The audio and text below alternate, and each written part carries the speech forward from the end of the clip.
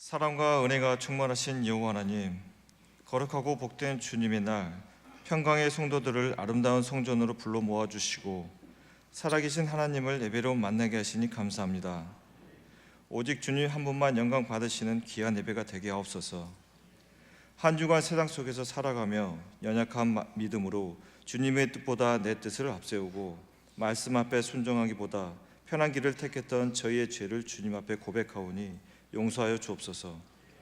예배를 통하여 성령님 역사하사 말씀으로 회복되고 변화되게 하옵소서. 주님, 2026년 영시 예배로 시작하게 하시고 51년 동안 신년 축복 기도회와 신년 축복 대신방을 사모하게 하시고 설렘으로 준비하게 하시니 감사합니다. 한 해를 시작하는 주님께 항상 마음을 정성으로 준비하고 소망했던 기도 제목들을 주님께서 다 응답하여 주옵소서. 주님, 이 시간 담임 목사님을 위해 기도합니다. 하나님께서 택하여 세우신 목사님께 하늘의 지혜와 권능을 더하여 주시고 선포되는 말씀 위에 성령의 기름 부으심을 더하여 주옵소서. 또한 저희의 듣는 귀를 복되게 하셔서 말씀을 깨닫고 하나님의 지혜를 새기는 평강의 성도들이 되게 하옵소서. 가르쳐 주신 복음의 믿음 말씀으로 우리의 삶이 변화되게 하시고 그 말씀을 기억하며 감사함으로 살아가게 하옵소서. 이 자리에 함께 예배드린 성도들을 위해 기도합니다. 각 사람들의 형편을 주님께서 아시오니 주님이 주시는 참된 평안을 누리게 하옵소서. 가정에서 그리고 일터와 학교에서 주님의 은혜로 살아가게 하시고 복음의 향기가 드러나게 하옵소서. 또한 오늘 찬양드리는 갈보대 성가대회를 위해 기도합니다. 찬양하는 모든 대원들의 마음과 입술을 주님께서 붙드시고 믿음의 고백이 되게 하옵소서. 이 모든 말씀 우리를 구원하신 예수 그리스도의 이름으로 기도드립니다.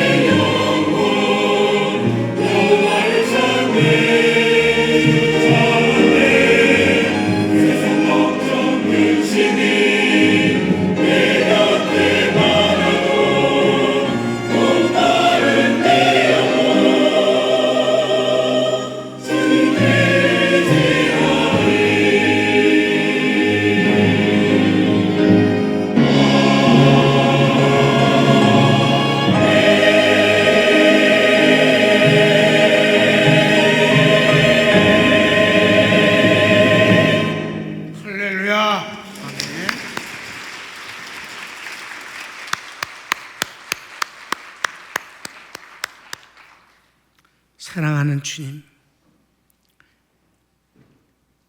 육체의 삶은 즐거울 때도 있고 기쁠 때도 있고 걱정할 때도 있고 염려할 때도 있습니다. 그래도 하나님 앞에 예배 드릴 땐 언제나 평안합니다.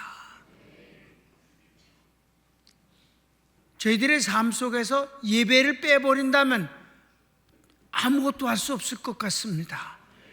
예배를 통해 위로를 받고, 예배를 통해서 힘을 얻고, 예배를 통해서 지혜를 얻고, 그리고 예배를 통해서 소망을 갖게 됩니다. 이 시간도 하나님 준비된 기도 들으셨고 준비된 갈보리 사냥 받으셨사오니 이제 저희들에게 필요한 은혜를 내려 주소서. 정말 수십 년 만에 하늘 가는 밝은 길이 찬송을 했습니다.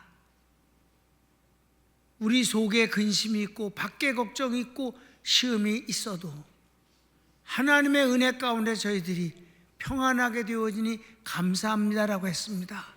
하나님, 예배를 통해서 그렇게 위로해 주시옵시고 능력 주시고 이기게 하옵소서. 예수님의 이름으로 기도합니다. 자, 요한복음을 강해하도록 하겠습니다. 제목을 읽을까요? 정죄에 대한 예수님과 교권자들 사이의 논쟁. 이 내용은 일반 사회인들조차도 인용을 하는 그런 내용이에요. 주로 변명하거나 남을 비판할 때. 자, 서원을 읽을까요? 간음 현장에서 잡혀온 여자에 대해 예수님의 정죄에 대해 집요하게 답변을 요구합니다. 예수님의 복음적 결론은 모두를 굴복시키고 도망가게 합니다. 먼저 내용 전체를 살펴봅니다. 자, 아주 끔찍스러운 현장이에요. 너무 부끄럽고 정말 그래. 1번 예수님께서 아침에 성전에서 가르치실 때 가늠 중 잡힌 여인을 예수님께 데려옵니다. 이것도 아주 당시에 안 좋아. 간음은 혼자 하는 게 아니잖아. 남자 새끼는 어디 갔어? 여자만 잡아왔잖아. 이거 자체가 잘못된 거예요. 그렇죠? 그래요. 그래서 가르치기 1번. 이때는 많은 사람들이 예수님을 사모하여 모였고 주님은 복음을 가르치십니다. 자, 성경 본문을 읽읍시다. 예수는 감난산으로 가시다. 아침에 다시 성전으로 들어오시니 백성이 다 나아오는지라 앉으사 저희를 가르치시더니. 2번. 음행 중 잡힌 여인을 데려다 가운데 세우고 모세는 이런 여자를 돌로 치라 하였는데 선생은 이에 대해 무엇이라 말하겠습니까? 라고 질문합니다. 그렇게 말했어요. 3절에서 5절까지 보겠습니다. 서기관들과 바리새인들이 간음 중에 잡힌 여자를 끌고 와서 가운데 세우고 예수께 말하되 선생이여 이 여자가 간음하다가 현장에서 잡혔나이다. 모세는 율법에 이러한 여자를 돌로 치라 명하였거니와 선생은 어떻게 말하겠나이까? 그래요. 그랬더니 자, 2번 큰 2번. 저들이 이렇게 말하는 것은 예수님을 고발할 빌미를 예수님의 답변에서 찾으려는 계략입니다. 그건 뭐 저들이 알아서 돌로 쳐 죽이면 그만인 거예요. 왜 끌고 예수님 앞에 왔어요? 그거는 예수님이 이에 대해서 뭐라고 답변을 하는 거를 그 답변에서 바로 돌로 쳐 죽이라 그러면 구원하러 오셨다면서 다 죽이면 어떻게 구원하는 거야? 이렇게 되잖아요. 구원자라는 그리스도성을 포기하게 만드는 거잖아요. 그다음에 야, 용서한다. 그러면 당신이 뭔데 하나님의 율법을 어기고 마음대로 그렇게 결정을 내려서 판단해? 이렇게 하려고 하는 거잖아요. 답변을 미리 다 생각을 해보는 거야. 예수와 높으니까. 율법엔 죽이라고 그랬는데 어떻게 생각합니까? 여기서는 다른 말이 없어요. 다른 말은 다 잡소리야. 죽여라, 살려라, 이것뿐이 없는 거예요. 그러면 양쪽 다 올물채서 예수님을 엮을 수가 있잖아. 그러니까 딱 준비를 하고 이제 뭐라고 말하겠습니까? 라고 답변을 요구한다 이 말이에요. 그런 상황이었어요. 자, 시작. 저희가 이렇게 말함은 고소할 조건을 얻고자 하여 예수를 시험함이로라. 고소할 조건을 그래서 십자가에 죽이려고 어떻게든 죽일 죄목을 찾으려고 이렇게 한 거예요. 3번. 예수께서 땅에다 손가락으로 무엇을 쓰시니 저들은 대답을 재촉합니다. 이때 쓰신 내용은 성경에서 밝히지 않습니다. 주님의 행동이 조금 이상해요. 다른 때하고는 처음으로 보이는 장면입니다. 주님이 땅에다 손가락으로 그냥 흙에다 글씨 쓰시는 거예요. 그 쓰시는 동안에 요것들은 자꾸만 대답을 재촉해요. 대답해 보세요. 아니 딴짓 하지 말고 대답해 보세요. 이 여자를 어떻게 돌로 쳐 죽여요 말아요. 이렇게 자꾸만 재촉을 한다 이 말이에요. 근데 땅에다가 예수님이 뭐라고 쓰셨는가에 대해서 추측할 건 없어요. 많은 사람들이 추측해요. 뭐 그 고발한 사람들의 죄를 쓰셨을 거다. 뭐 여러 가지. 근데 여러분 우리 성경은 추측하는 게 아니에요. 주님이 그냥 쓰셨다고 그랬고 그 내용을 말씀 안 하면 우리는 그냥 가만히 있으면 되는 거예요. 아멘. 필요한 거라면 분명히 말씀을 해주셨을 거야. 그러니까 아무 말씀도 안 하신 거는 하나님의 그냥 뜻이니까 우린 그대로 아멘하고 지나가면 되는 겁니다. 그냥 주님은 쓰셨고 저희들은 대답을 재촉했을 뿐이에요. 우린 그걸 압니다. 그 다음에 성경 볼까요? 그러면 예수께서 몸을 굽히사 손가락으로 땅에 쓰시니 저희가 묻기를 마지 아니하는지라. 끊임없이 물어. 막 그래갖고 옳다구나 해갖고 막 어떻게든지 뭐 해보려고. 그래서 4번은 예수님께서 몸을 일으키시고 말씀합니다. 너희 중에 죄 없는 자가 먼저 돌로 치라 하시고 다시 글을 쓰십니다. 여기 오늘 이 엄청난 사건, 아주 긴장되어지는 이 사건에서 가장 중요한 말씀을 하신 거예요. 이게 바로 모든 것을 풀어가는 대꾼 말씀입니다. 너희 중에 죄 없는 자가 돌로 쳐라. 먼저 돌로 치라. 죄 없는 자가 먼저 돌로 치라. 이렇게 하셨어요. 자, 성경을 읽읍시다. 이에 일어나 가라사대 너희 중에 죄 없는 자가 먼저 돌로 치라 하시고 다시 몸을 굽히사 손가락으로 땅에 쓰시니. 주님은 계속해서 글을 쓰시는 것이래. 그랬을 때 쓰시고 계실 때 이들은 다 도망가 버렸어요. 그 말씀 한마디 때문에. 그래서 5번 이 말씀을 들은 사람들이 양심의 가책을 느끼고 모두 하나씩 떠나고 예수님과 여자만 남았습니다. 9절 말씀입니다. 그대로입니다. 읽어봅시다. 저희가 이 말씀을 듣고 양심의 가책을 받아 어른으로 시작하여 젊은이까지 하나씩 나가고 오직 예수와 그 가운데 섰는 여자만 남았더라. 오늘은 여러분 내가 전체를 쭉 전부 우리가 확인하고 그 다음에 설명을 하겠어요. 왜냐하면 이 가운데 있는 이 내용을 지나가다 여기서만 머물러서 한참 하는 것보단 전체 내용을 우리가 확인한 뒤에 여기서 예수님의 복음을 끄집어내겠습니다. 이번에는 그렇게 하겠어요. 그래서 6번 보면 예수님께서 여자에게 너를 고발하고 정죄하던 자가 없느냐? 여자가 없나이다 대답하니 예수께서 나도 너를 정죄하지 아니하노니 가서 다시는 죄를 범하지 말라 하십니다. 10절 11절 거의 같은 내용이에요. 그래도 읽읍시다. 예수께서 일어나사 여자 외에 아무도 없는 것을 보시고 이르시되 여자여 너를 고소하던 그들이 어디 있느냐? 너를 정죄한 자가 없느냐? 대답하되 주여 없나이다. 예수께서 가라사대 나도 너를 정죄하지 아니하노니 가서 다시는 죄를 범치 말라 하시니라. 아멘. 여기까지가 이제 끝이에요. 그럼 이 내용을 우리가 복음적으로 정확하게 깨닫는 것이 중요하지 않겠습니까? 자, 여러분 담임 목사가 해석을 어떻게 하는지 관심 있게 봐보세요. 결혼입니다. 이 놀라운 현장에서 모든 것을 결정하는 말씀은 너희 중에 죄 없는 자가 먼저 돌로 치라입니다. 죄 없는 자는 이 세상에 없습니다. 그래도 완악한 외식자들이 죄가 없다 합니다. 자, 그러나 하나님이신 예수님 앞에서는 속일 수 없습니다. 세상에 죄 없는 사람은 없어요. 그건 다 받아들여야 되는 거예요. 아멘.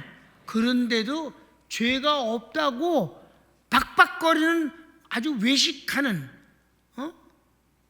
그런 자들이 있습니다. 안 믿는 사람들이 그런 건 막 그네들이 뻔한 거짓말쟁이들이니까 그러려니 하지만 예수 믿는 장로 대통령이라는 인간이 그따구 소리하는 건 아주 잘못이었지. 그 사람이 그 말을 했기 때문에 그 말이 유행어가 된 거야. 하늘을 우러러 한 점 부끄러움이 없다는 말은 여러분 어서 들어봤지? 하나님 앞에서의 죄책감을 갖지 않은 자는 마귀뿐이 없는 것입니다. 그래요. 그래서 자 이제 계속해서 봅시다. 본문에서 죄 없는 자는 죄를 범하지 않는 자보다도 죄를 지을 욕망까지 없는 자입니다.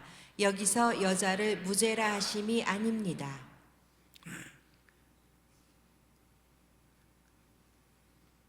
아나마르테토스라는 이 죄 없는 자, 이 단어는요 죄를 범하지 않았다는 뜻이 아니라 죄를 범할 생각조차 않는 자라는 뜻이에요. 그런 자는 없어요. 아멘. 우리가 죄의 욕구가 있어도 그걸 실행하지 않을 뿐이지, 죄에 대한 욕심은 다 있는 거고 누굴 욕하고 시기하고 벨벨 속에선 죄가 드글드글 끓어도 밖으로 표현을 안 하는 경우가 있어요. 이런 사람들이 오래 살면 안 돼. 이런 사람이 치매에 걸리면 그게 또 다 나와. 그게 문제야. 욕망까지 없는 것이다. 죄 없는 자, 마음에 죄 욕망조차 없는 자는 먼저 돌로 때려 죽여라 저를. 그럼 여기서 예수님은 여자를 무죄하다고 한 번도 말씀 안 했어요. 저가 죄 없다고 말하지 않으셨어요. 그를 무조건 변호하신 게 아니에요. 절대 변호한 게 아니에요. 주님은 이 여자를 변호하지 않았어요. 아멘. 근본적인 문제를 제시하셨을 뿐입니다. B. 예수님은 무율법주의자가 아닙니다. 오히려 율법을 더 강화하시기도 합니다. 예수님이 그 용서해라. 그럼 율법을 무시하는 자가 되잖아요. 주님은 무율법주의자가 아니에요. 오히려 율법을 강화시켜도 너무 심하게 강화시키는 때도 있었습니다. 어디 간음에 관한 부분을 한번 봅시다. 마태복음 5장 27절. 또 간음치 말라 하였다는 것을 너희가 들었으나 나는 너희에게 이르노니 여자를 보고 음욕을 품는 자마다 마음에 이미 간음하였느니라. 아멘. 자, 간음을 안 했어도 간음하지 말라라고 율법이 말씀하셨어요. 그래서 간음을 안 했다. 그거 잘한 거야. 그렇지만 주님은 뭐라고 말씀하셨어요? 여자를 보고 음욕을 품는 자는 이미 간음하였느니라. 다 간음한 것들만 앉아있어 지금. 여기.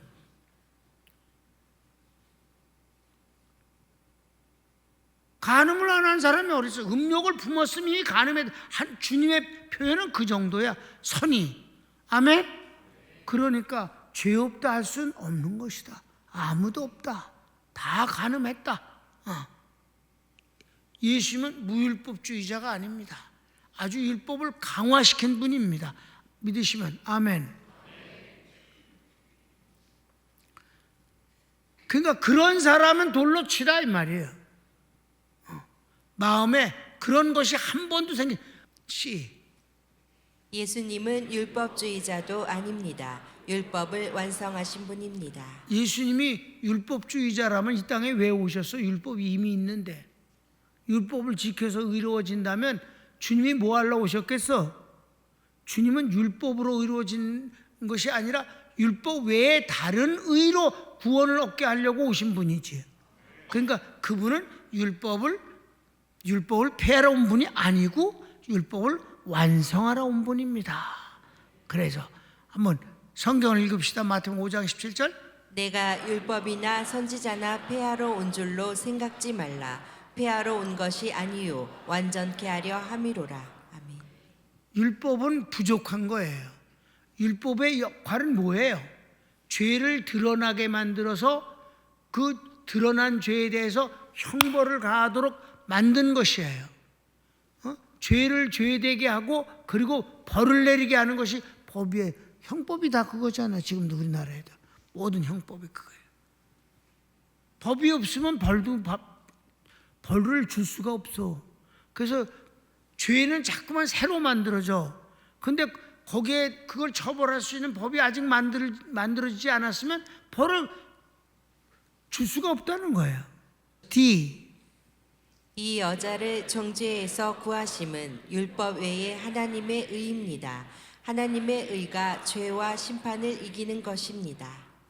주님이 여기서 말씀하시는 건 그 여인을 지금 그 엄중한 그 부끄러운 현장에서 그를 구하시는데 율법이나 선자 때문에 하는 게 아니라 율법으로 하는 게 아니라 하나님의 의를 갖고 이를 구원하시겠다는 거예요.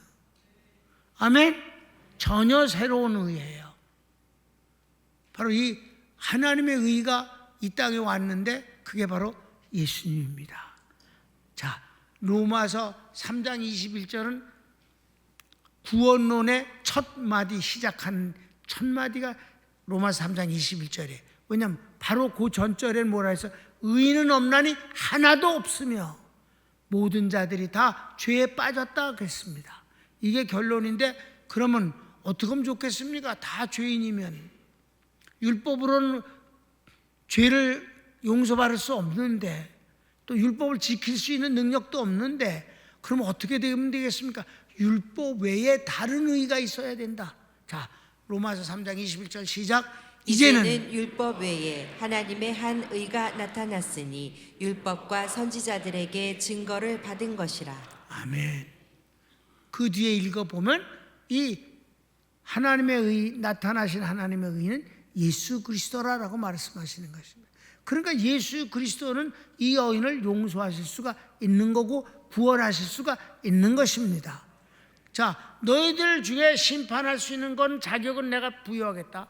그래, 마음의 음욕을 품은 적도 없는 인간들은 이 간음한 여인을 돌로 쳐 죽여라.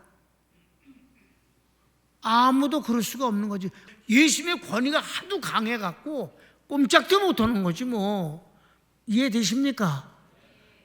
사람들 앞에서나 주접을 떠는 거지 예수님 앞에서 어떻게 돌을 들 수 있겠어? 나도 너를 정죄하지 아니하노니 무조건 선언함이 아니고 주님이 완성하신 구원으로 여자의 죄를 용서하심입니다. 주님의 구원은 율법보다 죄보다 크십니다. 아멘. 주님이 나도 너를 정죄하지 않겠다는 것은 그냥 헛소리가 아니에요. 뻥을 치는 게 아니에요. 그냥 일방적으로 선언하는 그런 독재의 소리가 아니에요. 바로 그 여인을 정죄하지 아니하는 것은 하나님의 의로 그를 구원하기 때문에 그럴 수 있는 것입니다. 그걸 위해서 오신 분이고, 아멘.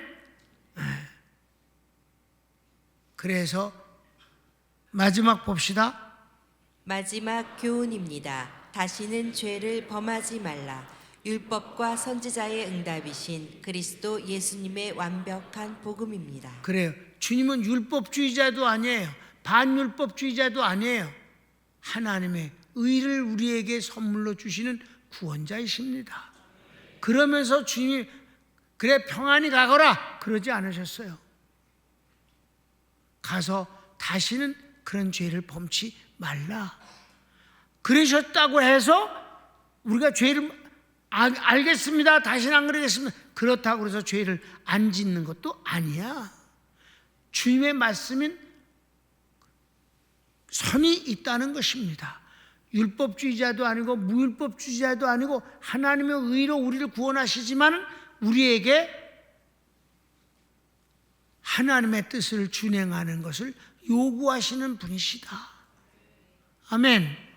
그러니까 모든 것에서 가장 아주 멋지고 근사한 답을 주신 것이 바로 이 장면이다. 아멘. 주님만이 하실 수 있는 재판입니다. 손을 모읍시다.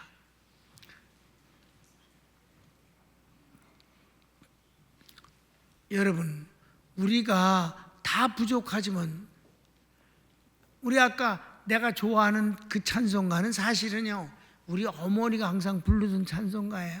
나는 그 찬송가를 부르시는 어머니의 그 노래를 항상 들으면서 성장했어요. 나는 부족하여도 영접하실 터이니.